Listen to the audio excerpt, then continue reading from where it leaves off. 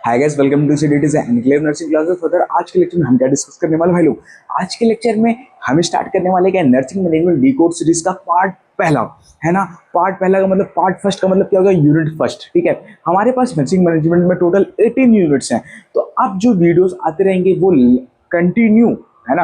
Part unit first, unit two, second, third, fourth, fifth, six, seven, eight करते करते करते करते एंड सो ऑन 18 पे जाके ये फिनिश होगा। ठीक है, इस दौरान बीच में डिस्टर्ब ना हो उसलिए मैं कोई भी लेक्चर अपलोड अनदर पार्ट का नहीं करूंगा। ठीक है, पहला पॉइंट हो गया। दूसरा पॉइंट क्या होगा क्या कि हम स्टार्ट करने से पहले सर कुछ मुझे मोटिवेशन दीजिए सर। मोटिवेशन कैसा हो गया, देखो आपने उसका सॉन्ग सुना है 295 सिद्धू मूसा वाला। उन्होंने क्या खूब एक लाइन कहा था, क्या कहा था कि जब तुम तरक्की करते हो मतलब एक हाई अचीवमेंट पे जाते हो है ना, तो तुम्हारी जो सोसाइटी है वो तुम्हें रिकग्नाइज करना हटा देती है, मतलब ब्लेम करना स्टार्ट कर देती है। ठीक है, तो सोसाइटी का क्या काम होता है, सोसाइटी ये चाहती है कि तुम न्यूट्रल बन के रहो।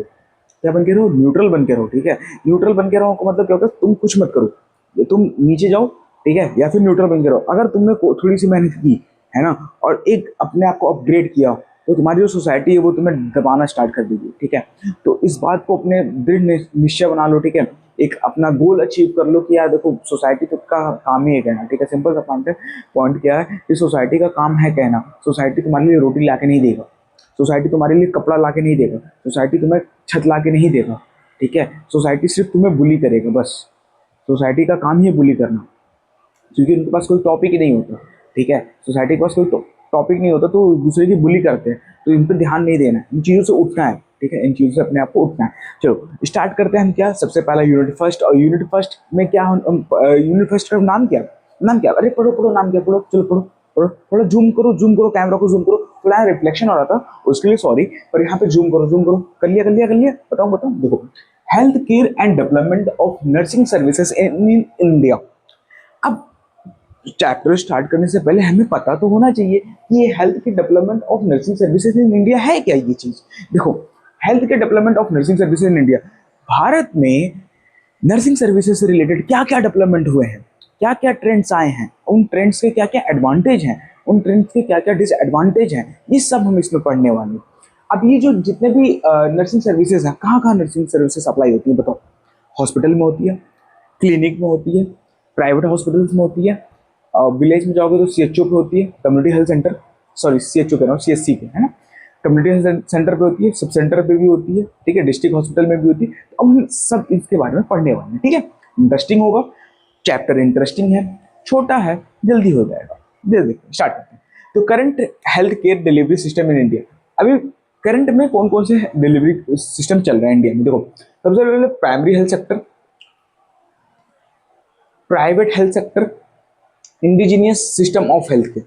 प्राइमरी हेल्थ सेक्टर का मतलब क्या हो गया, मतलब आप क्या समझते हो प्राइमरी हेल्थ सेक्टर का मतलब क्या, मतलब आपको दिमाग में क्या चल रहा है। जैसे जैसे मान लो सब सेंटर हो जाते हैं, कम्युनिटी हेल्थ सेंटर हो गया, ये सब आ जाते हैं प्राइमरी में, जो कि प्राथमिक केंद्र होता है, जिसमें प्राथमिक केंद्र कहते हैं। प्राइवेट हेल्थ सेक्टर मतलब जितने भी सुपर स्पेशलिस्ट हॉस्पिटल होते हैं है ना, ओपलो हो गया, वेदांता हो गया, मैक्स हो गया है ना, ये सब आता है प्राइवेट के अंदर। Indigenous system of health care का मतलब क्या हो जाता है कि पूरा एनजीओस वगैरह इसमें चलते हैं। ठीक है, ये हो गया। इसके बाद हम पढ़ेंगे इसमें, अब हम पढ़ने वाले क्या, करंट ट्रेंड के बारे में। अब हम करंट ट्रेंड से पहले देखो, ये तो हमारा ये, अब हम इसको आपने फर्स्ट ईयर से पढ़ते आ रहे होगे क्या, central level, state level and district level. District पे क्या होता है, district hospital. Central state level पे क्या होता है भाई, जितने भी स्टेट लेवल के हॉस्पिटल आते हैं वो सारी चीजें इसके अंदर होती हैं। ठीक है, सेंट्रल लेवल पे जो कि केंद्र शासक मतलब सेंट्रल लेवल जितने भी, जैसे एम्स हो गया हमारा, ठीक है, आरएमएल हो गया, ये सब क्या होता है सेंट्रल लेवल के अंदर आता है। ठीक है, ये हो गया। अब इसके बाद हमने तो ये पढ़ लिया कि कौन कौन सी हमारी सर्विसेज है। अब सर आप अपना आगे बढ़ाओ, आगे मतलब क्या ट्रेंड बताइए सर, कौन कौन सी ट्रेंड्स चल रहे हैं।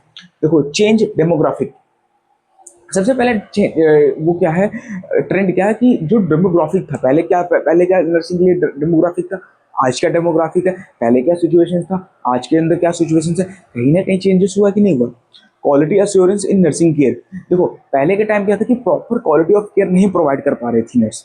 क्यों नहीं प्रोवाइड कर पा रही थी, क्योंकि उसको प्रॉपर गाइडेंस नहीं मिल रहा था, उसको प्रॉपर क्लासेस नहीं हो रहे थे उसके। ठीक है, आप कोई भी आप प्राइवेट हॉस्पिटल में चले जाओ या फिर गवर्नमेंट हॉस्पिटल में चले जाओ, हर किसी का एक रीओरिएंटेशन सेशन होता है।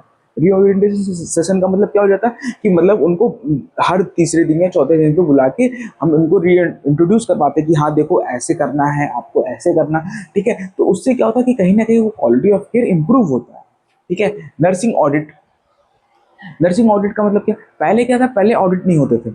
ऑडिट का मतलब देख रेख ज्यादा नहीं होता था, लेकिन अब बहुत ज्यादा होने लगा, ठीक है। एविडेंस बेस्ड प्रैक्टिस बहुत समय से हो रहा है, ठीक है। हमारे पास जो एविडेंस होते हैं कि हमें हमने इस पेशेंट को ऐसा केयर दिया तो ये सही हो गया, तो इसको भी हम ऐसे केयर देंगे, ठीक है। कंट्रोल नर्सिंग एजुकेशन, देखो नर्सिंग एजुकेशन पहले के पहले, अब देखो आज से 15 साल पहले, ठीक है, बीएससी नर्सिंग भी था, जीएनएम भी था। उस समय की पढ़ाई और आज की पढ़ाई में जमीन आसमान के अंतर है। जमीन आसमान का अंतर हो गया। कैसे हो गया जमीन आसमान का अंतर, बताओ। कहीं ना कहीं वो जो हमारी आईएनसी थी जो पूरी नर्सिंग को रेगुलेट करती है, उन्होंने उन्होंने देखा, क्या देखा कि पहले के आज करंट ट्रेंड के हिसाब से हमें भी सिलेबस थोड़ा चेंज करना पड़ेगा। करंट ट्रेंड में कौन कौन सी डिसीजेस आ रही हैं, करंट ट्रेंड में क्या क्या सिचुएशंस आ रहे हैं, उस हिसाब से हमें क्या क्या डिसीजेस को, अरे सिलेबस को तो मॉडिफाई किया, ठीक है। ये हो गया कंट्रोल नर्सिंग एजुकेशन। अब देखो ये तो कुछ लिमिटेड ट्रेंड्स हैं। अगर आपको पूरा प्रॉपर ट्रेंड्स जानने हैं तो मैं आपको बता देता हूँ, देखो change decentralised approach of care management, control nursing evaluation, change demographic, continuous nursing education, ठीक है। ये सारे करंट ट्रेंड में आते हैं। फिर उसके बाद हम पढ़ते हैं issues in nursing services and management. अब देखो हर सिक्के के दो पहलू होते हैं, ठीक है। हर सिक्के के दो पहलू होते हैं, ठीक है। तो अगर मेरे पास ट्रेंड आया है तो कहीं ना कहीं उससे रिलेटेड कुछ ना कुछ कमियां भी आएंगी। अब क्या कमी आएंगी, इश्यूज क्या क्या आएंगी नर्सिंग सर्विसेज एंड मैनेजमेंट में। सबसे पहला जो इशू आता है वो होता है डेमोग्राफिक चेंज। डेमोग्राफिक चेंज का मतलब हो जाता है कि जैसे मान लो हमारे पास कोई नर्स, हमारे पास एक हॉस्पिटल है, उसमें एक नर्स काम कर रहे हैं, मेल नर्स है, और उनको एक्सपीरियंस है 20 साल का, ठीक है। अब अगर उन्होंने अपने अंदर चेंजेस नहीं लाया और वही पुराने अप्रोच से काम करते रहे वो, तो क्या वो प्रॉपर केयर दे पाएंगे, नहीं दे पाएंगे। डेमोग्राफिक चेंज कहीं ना कहीं वो इफेक्ट करता है। एनवायरमेंटल सबसे कॉमन है, कुछ नहीं आ रहा, एनवायरमेंटल लिख दो।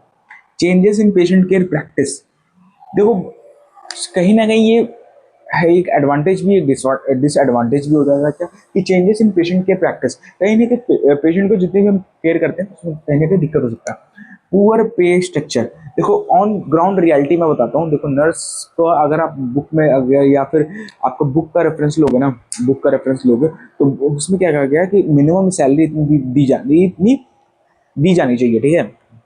लेबर लॉ वगैरह आप देखोगे तो मैक्सिमम इतनी सैलरी आपको दी जानी चाहिए। लेकिन ग्राउंड रियलिटी क्या है, ये तो आपको भी पता है ग्राउंड रियलिटी क्या है ना। ग्राउंड रियलिटी क्या है भाई, कि जो स्टाफ जीएनएम किया हुआ है, ठीक है, या फिर जो बच्चा अभी जस्ट बीएससी पास आउट किया हुआ है, अगर वो टॉप से टॉप प्राइवेट हॉस्पिटल में भी जाता है तो उसकी सैलरी 25 से 30 हज़ार से ज़्यादा नहीं है। इस बात को आप लिख के ले लो मुझसे, है ना। अगर वो टॉप पे जाता है तो, और बहुत बच्चे टॉप पे जाते नहीं है, वो अपने आसपास की हॉस्पिटल पकड़ लेते हैं, जॉब करते हैं वहाँ पे। उनको कितना मिलता है, मैक्सिमम मैक्सिमम अगर अच्छा से अच्छा हॉस्पिटल हो 15 हज़ार रुपये बस। तो कहीं ना कहीं ये पुअर पे स्ट्रक्चर भी ये इश्यूज क्रिएट करता है। डिग्री वर्सेस डिप्लोमा, ये सबसे बड़ी दिक्कत है क्या, कि मान लो कोई एक बंदा है, जैसे क्या कहते हैं डिस्ट्रिक्ट हॉस्पिटल्स में क्या होता है ना, जो कि छोटे हॉस्पिटल्स होते हैं, वहाँ क्या होता है, जैसे कोई डिप्लोमा करके गया हुआ, डी फार्मा करके गया हुआ, ठीक है। एक मान लो एक जो है एक पर्सन है, मान लो इसका नाम अमन है, ठीक है, अमन है। इसने क्या किया, डी फार्मा कर लिया, ठीक है, डी फार्मा कर लिया। और एक का नाम जो है वो का नाम है आशु, इनने क्या किया, बी फार्मा किया, ठीक है, इनने बी फार्मा कर लिया। अब ये दोनों भाई दोनों मिलके दोस्त गए और एक हॉस्पिटल में हमने कहा कि इस हॉस्पिटल में हम काम करेंगे। अब हॉस्पिटल का मैनेजमेंट क्या कह रहा है, एचआर सर क्या कह रहे हैं, वहाँ के मैनेजमेंट क्या कह रहा है कि जो अमन है और जो आंसू है ये दोनों फ्रेशर हैं, उनकी जो सैलरी होगी वो मैं सेम रखूंगा।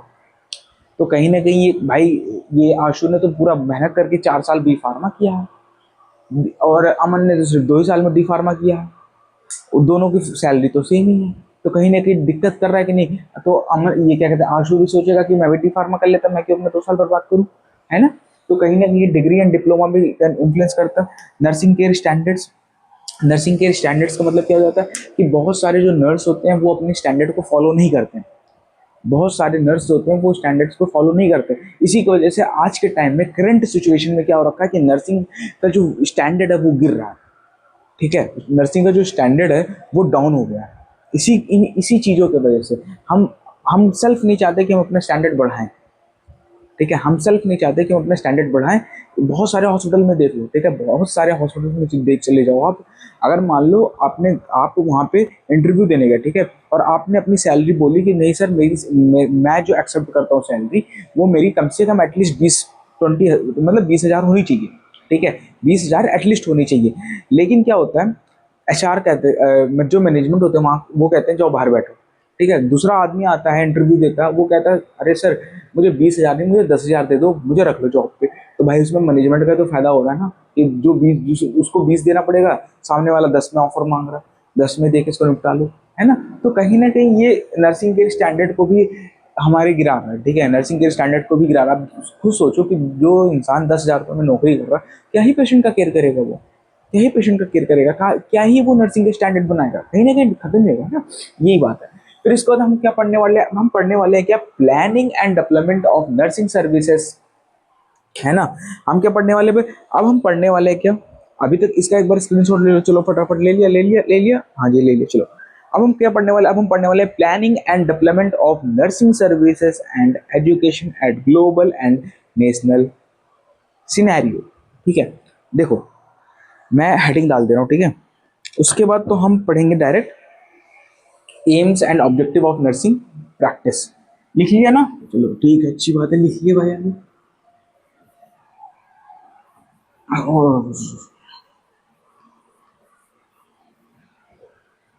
नोट्स साथ साथ ही बनाते रहो भाई लोग, है ना। आप देखिए नोट्स अगर साथ साथ बनाते हो तो उससे क्या फायदा होता है ना, लेक्चर खत्म हो जाने के बाद रिवीजन कर सकते हो तुम, है ना। लेक्चर खत्म हो जाने के बाद फटाफट रिवीजन भी कर सकते हो, है ना। लेक्चर खत्म हो जाने के बाद क्या होगा, रिवीजन भी हो जाता है इसी से। तो इसलिए नोट्स बनाना जो है बहुत ज़्यादा जरूरी हो जाता है। Planning and developmental development, planning and development of nursing services and education at global level, global level and national scenario। ठीक है, अब इसके अंदर क्या होता है देखो, मैं पढ़ के बता देता हूँ। To study and recommended the staff norms, इसका मतलब क्या हो जाता है कि हम जो स्टाफ की जितनी भी भर्तियां होती है, इधर वो नेशनल लेवल पे हो या फिर स्टेट लेवल पे हो, इस सब के अंदर आता है। ठीक है, ये हो गया। To look into the training of all the category and level of nursing midwifery personnel. इसमें क्या था कि जितने भी नर्सेस हैं, आइदर वो एएनएम हो, जीएनएम हो, या बीएससी हो, या एमएससी फैकल्टी का ही क्यों ना हो, या फिर अगर हम हॉस्पिटल में जाते हैं तो आइदर वो मतलब स्टाफ नर्स हो, या फिर उससे उससे ऊपर वार्ड इंचार्ज हो, या फिर उससे ऊपर तुम्हारा क्या कहते हैं नर्सिंग से एनएस हो। ठीक है, इन सब का प्रॉपर ट्रेनिंग होना चाहिए, ये चीज है इसके अंदर। ठीक है, ये हो गया। फिर उसके बाद हम बात करते हैं क्या, aims and objectives of nursing practice. What is the aim and objectives of nursing practice, आपके हिसाब से क्या होना चाहिए। Aims of aims and objective, aims and objectives of nursing practices. ठीक है, aims and objectives of nursing practices. Promotion of health and prevention of illness. तो सबसे पहले क्या करेंगे, प्रमोट करेंगे हेल्थ को, एंड डिक्रीज करेंगे क्या, इलनेस को। पहला point holistic patient care, holistic patient care, दूसरा पॉइंट। तीसरा पॉइंट क्या है, कोलाब्रेशन, कोलैबोरेट करेंगे। चौथा पॉइंट क्या हो जाता है कि एजुकेशन, एम्पावरमेंट। ठीक है, फिर उसके बाद characteristics of professional nurse, ethical practice. ठीक है, तो ये हमारे एम्स हैं। क्या क्या एम्स, देखो एम्स बहुत ज़्यादा हैं, ठीक है।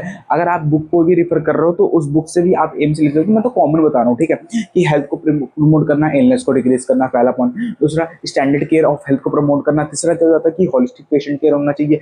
चौथा, कोलैबोरेट करना चाहिए, एजुकेशन प्रोवाइड करना चाहिए, एम्पावरमेंट होना चाहिए, एनफोर्समेंट होना चाहिए, प्रॉपर हेल्थ सप्लाई होना चाहिए, है ना, प्रॉपर हेल्थ सप्लाई होना चाहिए।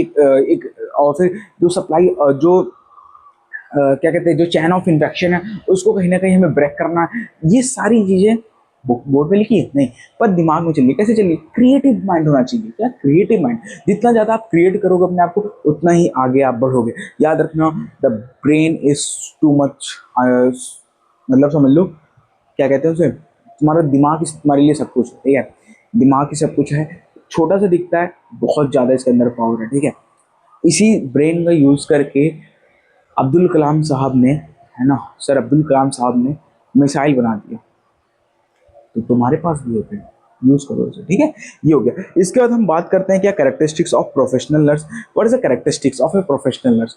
बीएससी नर्सिंग के फर्स्ट सेमेस्टर में ही आपको पढ़ा दिया गया था। क्या हो गया था? एथिकल प्रैक्टिस होना चाहिए, एविडेंस बेस्ड प्रैक्टिस होना चाहिए, कोड ऑफ एथिक्स को फॉलो करना है, और इफेक्टिव कम्युनिकेशन को मेंटेन करना है, ठीक है। तो इसी तरीके से हमारा जो था फर्स्ट चैप्टर फिनिश होता है। इजी था, छोटा था, ठीक है। इसके बाद हम स्टार्ट करेंगे नेक्स्ट सेकंड चैप्टर, और सेकंड चैप्टर बड़ा ही मजेदार होगा, क्योंकि सेकंड चैप्टर का जो नाम है वो क्या है, management basic applied to nursing, ठीक है। जो हमारा मैनेजमेंट है वो नर्सिंग में कैसे अप्लाइड होता है, इसके बारे में हम सेकंड चैप्टर में पढ़ेंगे। इसमें बहुत सारे चार्ट्स आएंगे, बहुत सारी थ्योरीज आएंगी, ठीक है। तब तक के लिए बने रहो कंटिन्यू, और जय हिंद जय भारत दोस्तों। और एक लास्ट बात क्या है कि always respect your mother and father, ठीक है। माँ बाप का हमेशा रिस्पेक्ट करो, टीचर